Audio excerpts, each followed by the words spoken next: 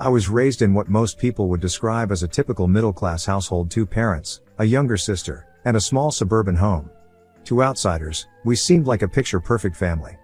But anyone close to us would tell you there was always tension between my parents and me. The reason was simple: they adored my younger sister, Emma, and I was always the afterthought. But that wasn't always the case. I remember when we were kids, my parents were very loving and caring to both Emma and me. They showered us with affection, and why wouldn't they? We were a pretty smart pair, excelling at whatever came our way. We shared the golden period where nothing seemed to divide us. We were both enrolled in piano lessons, art classes, and gymnastics, and our parents were equally proud of us. I never felt any tension back then, no subtle preference for one of us over the other. But things changed when I hit 6th grade. It started with just one test. It wasn't even a particularly important one, but I got a bad grade. The first bad grade of my life, but it was enough for my parents to begin seeing me differently. I could tell something had shifted when my mother wouldn't look at me the same way she did Emma when she brought home another perfect score. The compliments they had once given me started to feel obligatory, while Emma's successes were celebrated with genuine pride. Suddenly, I was the loose string that could come undone at any moment, and Emma was the one who could do no wrong. At first, I thought it was just a phase. Maybe I was being too sensitive. But it became impossible to ignore. If I made a mistake, no matter how small, it was held against me. If Emma made a mistake, it was brushed off, or worse, excused. "She's just having an off day," my father would say, while for me it was always, "Why can't you be more like Emma?" That phrase haunted me throughout my teenage years.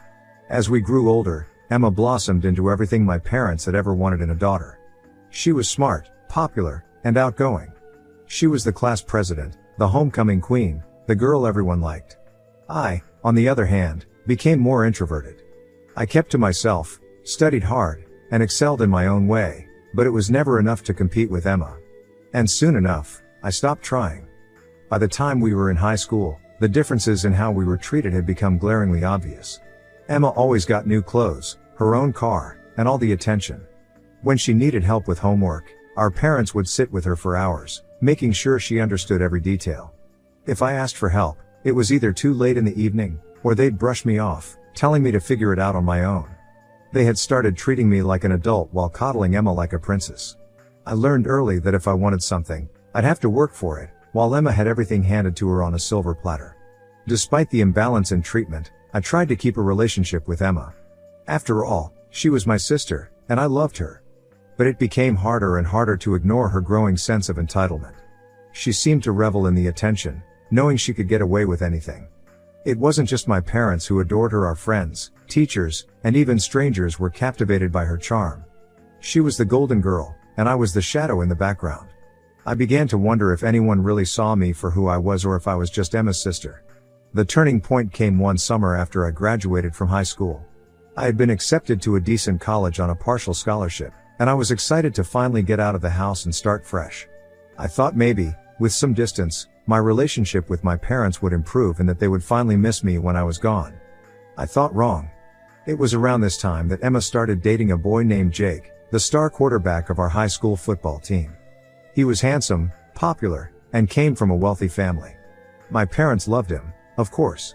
They treated him like the son they never had. Every weekend, Jake was over at our house, and my parents would cook elaborate dinners just to impress him. It was clear they were already envisioning a future where Emma and Jake would get married, settle down, and give them the perfect grandchildren. Meanwhile, I was struggling to get through my first semester of college, working part-time to cover the costs my scholarship didn't. I would come home on breaks, exhausted, and all I'd hear about was Emma and Jake's latest outing or how well Emma was doing in her classes. No one asked about me or how I was managing. And to top that all off, they would also make snarky remarks like, "Why couldn't I find someone like Jake?" Then came the accusation that would shatter what was left of our family dynamic. One weekend, during a break from college, I came home for a visit. Everything seemed normal until Emma's new bracelet, a gold charm bracelet Jake had given her, went missing. It was an expensive piece, and Emma was distraught. My parents went into full panic mode, tearing the house apart to look for it. When they couldn't find it, Emma suggested that maybe I had taken it. At first, I thought she was joking. But she wasn't. She said she had seen me admiring the bracelet the night before and implied that I might have taken it out of jealousy. I was furious. I hadn't touched her bracelet. I hadn't even thought twice about it. But my parents didn't hesitate. They believed her without question. I protested, of course. I swore I hadn't taken anything. But my parents wouldn't listen. They were convinced I had stolen it out of spite. My father even said something along the lines of, "We always knew you were jealous of Emma." That hurt more than anything they had ever said before.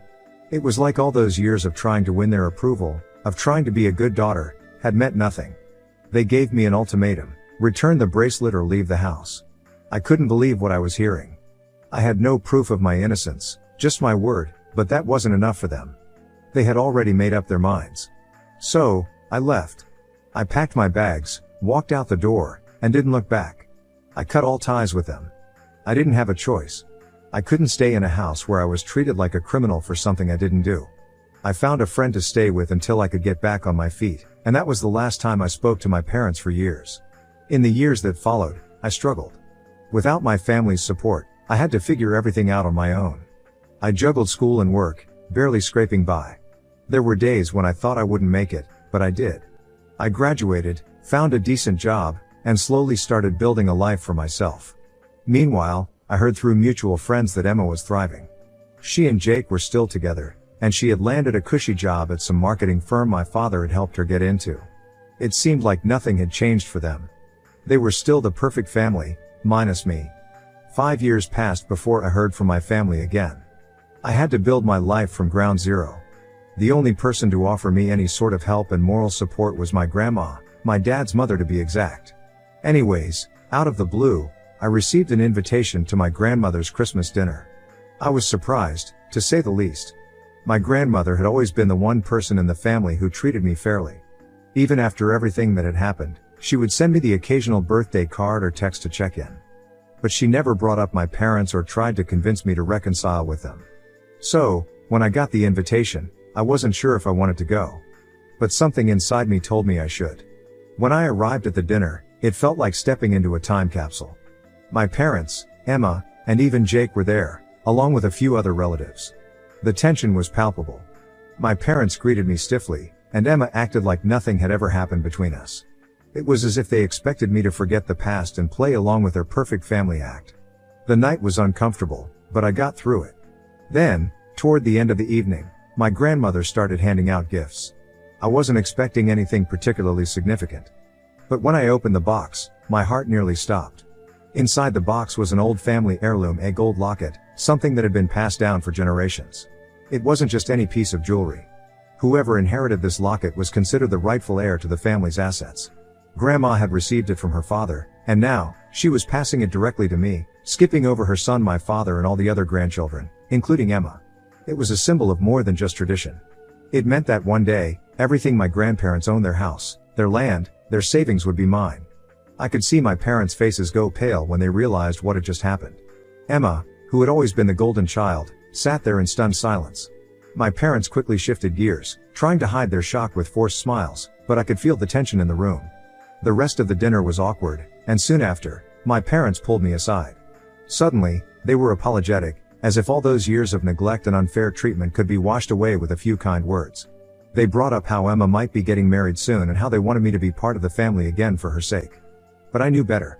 This wasn't about family or love. This was about money.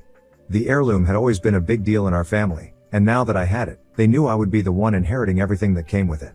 They weren't concerned about fixing the relationship because they cared about me. They were worried about what they stood to lose. My father even said, in a tone that felt more like a warning than an offer, that they were willing to forgive me for everything and start fresh. It was as if they had forgotten who had wronged who in the first place. Other relatives chimed in too, urging me to be reasonable. They kept saying that family is everything and that I should be connected with them, no matter what had happened in the past. I could almost hear the cliches lining up: sharing is caring. Blood is thicker than water, and you don't want to be alone. Now, even though it's very clear what I should and should not do, all this pressure has got me overthinking this whole scenario. Did I want to be a part of this family again, knowing they only valued me because of what I now possessed? Could I forgive them, knowing that their sudden interest in me was born out of self-interest? Do you guys have any suggestions on this? If yes, I could really use some. Update 1. After the Christmas party, I went back to my apartment feeling overwhelmed. It was hard to process everything that had happened. I tried to avoid my parents and relatives as much as possible for the rest of the evening, but their attempts to get close to me were relentless. My parents kept throwing guilty glances my way, And Emma wouldn't stop smiling at me as if we were suddenly best friends. But I knew their intentions were less about family and more about the family assets that were now tied to the heirloom I had been given. Their behavior only made me want to distance myself further. The next few days were spent in deep thought. I realized I needed to have a proper conversation with Grandma. The brooch was important, not just symbolically but practically. It meant I would inherit the family's assets. That wasn't something I was actively looking for, but now that it was on my plate, I needed clarity. I wasn't ready to be tangled in family wealth and legacy without understanding what it all really meant. When I met with my grandmother, I was still nervous about bringing up the subject. I thanked her for trusting me with the heirloom, and then I asked her directly what it all meant. I wanted to be transparent. I didn't want the family assets if it was going to drag me back into the chaos I had worked so hard to escape. I would use it responsibly if it came my way, but it wasn't my priority. Grandma listened patiently, then told me something I hadn't fully understood before. She had been watching everything unfold for years. She had seen how the family had grown distant from her, especially after my parents and I had our falling out. She explained that she knew the family dynamics were messed up and that I had been unfairly treated, particularly by Emma and my parents. She even knew about how I had struggled to support myself while in college, working multiple jobs just to stay afloat, while Emma was always given a free pass. Grandma explained that she hadn't interfered all these years because she believed people needed to live their own lives. But when she saw how things had turned out, how I had been mistreated yet still managed to build something for myself, she knew that her assets needed to be passed on to someone responsible. Someone who would not just take it for granted or squander it. That's why she chose me. She had already made a will, and my name was on it. I was surprised by her honesty. It wasn't just about the heirloom anymore, it was about trust. Grandma believed I would handle everything with care, and that responsibility felt both heavy and important. She assured me that this wasn't about rewarding me for what I had gone through but about placing the family's future in hands she knew would do right by it. And as much as it felt strange to suddenly be the one in this position, I couldn't help but feel a sense of validation. All those years of being the forgotten daughter suddenly didn't matter. Grandma had seen the truth, and that meant more than anything. However, even though this cleared up a lot, it also complicated things. The inheritance was still a looming presence, and I knew my parents and Emma were going to try everything they could to weasel their way back in. Now that they knew what was at stake, they weren't going to let it go easily. Update 2. Hello, Reddit people. I'm back with an update, and things have gone from bad to worse. If you've been following along, you know my family's situation is a mess, but I thought going back to school would give me some peace. I was wrong. So much has happened, and honestly, I need to vent about it before I lose my mind. After the Christmas disaster where my parents and Emma basically begged for the family inheritance, I returned to my apartment hoping to escape the chaos. For a few days, I managed to drown myself in work, just trying to distance myself from the constant calls and texts from my family. But, of course, that peace didn't last long. The constant messages didn't stop, not just from my parents and Emma, but from my extended family as well. Relatives who hadn't spoken to me in years suddenly felt it was their duty to mediate the situation. They were all parroting the same lines: family is everything. Don't let money tear you apart, and my favorite, you're being selfish. What made it worse was that these relatives didn't even know the full story. They weren't around when my parents disowned me, or when I had to scrape together money for rent and food during college while Emma was living her perfect life with everything handed to her. They didn't care about the years of being neglected, they only cared about what they had heard from my parents, who were now conveniently playing the victims. I felt like I was being suffocated by their opinions. I thought I could just ignore it all and focus on my job, but then things took a shocking turn. One afternoon, completely out of the blue, my parents and Emma showed up at my apartment. Yes, you read that right, they came uninvited to my place. It was like they were on a mission, and that mission was to force me into some kind of reconciliation on their terms, of course. They were banging on the door, calling my name, and I could hear my mom crying from the hallway. I froze. My friend, who had been staying with me for a few months, looked terrified, and I had no idea what to do. When I opened the door, my parents started pleading with me right there in front of my friend. My mom was sobbing, saying how they couldn't lose me and how we needed to fix this. My dad kept saying they were willing to forgive me for everything as if I was the one who had done something wrong. Meanwhile, Emma stood there with her fake concerned look, but I could see right through her. She was less interested in reconciliation and more worried about what would happen if I didn't agree to share the inheritance. I tried to keep things quiet, whispering to them that this wasn't the place or time to have this conversation, but they weren't listening. My mom practically pushed past me, trying to get into the apartment, while my dad stood in the doorway, refusing to leave. They kept talking over me, saying how Emma would get married soon, and how the family needed to be whole again before that happened. They made it sound like I was the one tearing the family apart, all while trying to force me into agreeing to give up part of the future inheritance that, mind you, I don't even officially have yet. The whole scene was humiliating. My neighbors started coming out of their rooms, watching the chaos unfold. I was trying my best to handle it quietly, but the longer they stayed, the louder they got. My mom was on her knees, begging me to forgive them, while Emma stood there looking smug like she knew they'd wear me down eventually. I was trapped, and I had no idea what to do. I tried telling them to leave, but they weren't budging. Finally, after what felt like hours of pleading, I couldn't take it anymore. I called the security, who thankfully arrived quickly. They were polite at first, asking my parents to leave, but my parents refused. That's when security had to get firm, telling them if they didn't leave, they'd be forced to call the cops.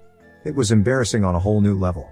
My parents finally backed down, but not before my mom dramatically said I was abandoning my family in front of everyone. As if that wasn't enough, Emma took it a step further. After leaving, she sent a mass text to several of my friends, telling them that I had abandoned her and my parents. She made it sound like I was the villain in all of this, leaving out the part where they had disowned me for something I didn't even do. Some of my friends were understandably confused, so I had to explain the whole situation. It was exhausting, and I couldn't believe how far Emma was willing to go just to make herself look like the victim. Now, I'm not sure what to do. I haven't spoken to my parents since that incident, and I'm trying to move on, but their desperation has me constantly looking over my shoulder. I feel like I'm being pushed into a corner, expected to give in just to make everyone else happy, but I can't forget how they treated me. At the same time, the pressure is overwhelming. Part of me wonders if it'll ever stop or if I'm going to have to deal with this for the rest of my life. Right now, I just want to focus on myself and my future, but it feels like my family is determined to drag me back into their mess. Update 3. Hello again, Reddit people. Buckle up, because things have spiraled even further since my last update. After the apartment incident where my parents and Emma showed up unannounced, things got even messier, and I had to do a lot of damage control, especially with my friends. First of all, Emma's little stunt of texting my friends put everyone in a really awkward position. I had to explain the entire family drama from the start, which was honestly exhausting.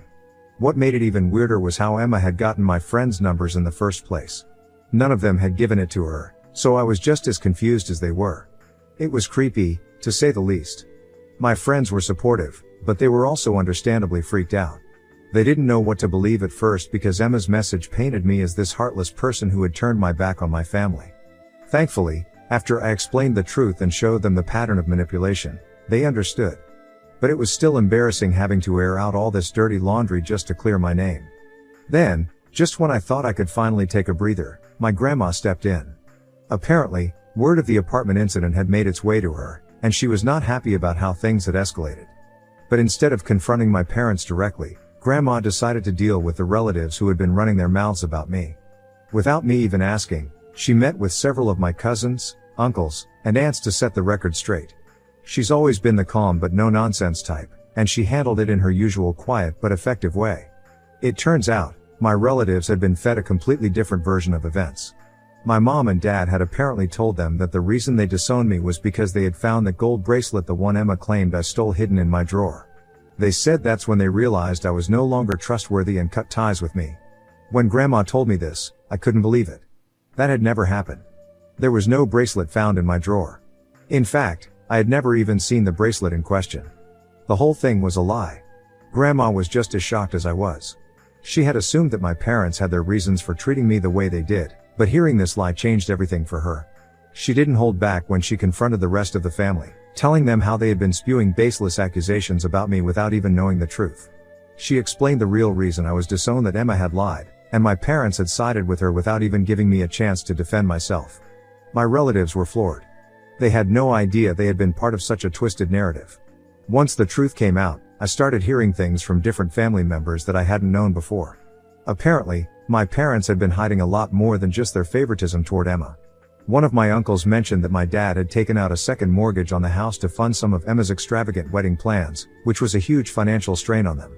Another cousin let it slip that Emma had been a total nightmare during wedding preparations, throwing tantrums left and right because things weren't perfect enough. But the biggest bombshell was about Emma and Jake. I hadn't heard much about their relationship recently, but apparently, it wasn't going well. Jake had left Emma. I was shocked at first, but the more I learned, the more it made sense. According to my relatives, Jake had gotten fed up with Emma's constant tantrums and unrealistic expectations. She had been treating him like one of her doormats, and he was tired of it. But there was another layer to it. Jake had also started to realize that the promises of family wealth weren't going to materialize as easily as he thought. My parents had hinted at helping them financially, but with the drama over the heirloom and inheritance, it became clear that things were a lot more complicated. He saw the writing on the wall and decided to bail before getting in deeper. This news spread like wildfire through the family, and I couldn't help but feel this mixture of emotions. Part of me felt sorry for Emma, despite everything she had done, but another part of me felt validated. For so long, I had been made to feel like the outcast, the problem. And now, the cracks in Emma's perfect life were starting to show. It was like everything they had tried to cover up was unraveling in front of them, and there was nothing they could do to stop it. Somewhere in the midst of all this chaos, my relatives, the same ones who had been so quick to judge me based on my parents' lies, started reaching out. They were regretful, apologizing for the harsh comments and judgment they'd thrown at me when they believed I had stolen the bracelet. It was strange, seeing their sudden change of heart now that the truth was out. They kept asking for forgiveness, telling me they only wanted what was best for the family. But honestly, after everything, I wasn't sure I wanted anything to do with them anymore. I couldn't help but think, if it was this easy for them to turn on me based on nothing but a story, what's stopping them from doing it again? If my parents had been able to so quickly switch their opinions in the past, siding with Emma and disowning me, what guarantee did I have that they wouldn't do the same thing if another situation came up? It felt like I was always going to be walking on eggshells around them, constantly wondering if their loyalty to me was genuine or just convenient. For now, I'd rather take a break from all of them and focus on myself. Let them deal with their own mess without dragging me back into it. After all of this, my parents also reached out again, but this time their tone was different. They were no longer demanding or guilt-tripping me, they were almost apologetic. But I could see through it. They were still focused on the money, still hoping to smooth things over just enough to get their hands on the future inheritance.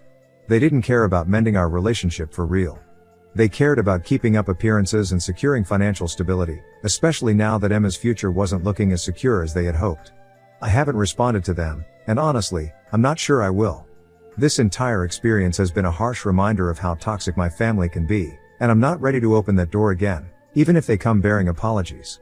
For now, I'm focusing on myself, and the future I want to build on my own terms without the baggage of their manipulation and lies hanging over me. That's enough for now, Reddit. Thanks for all your advice and support along the way. It's been a rough ride, but I feel like I'm finally starting to see things more clearly.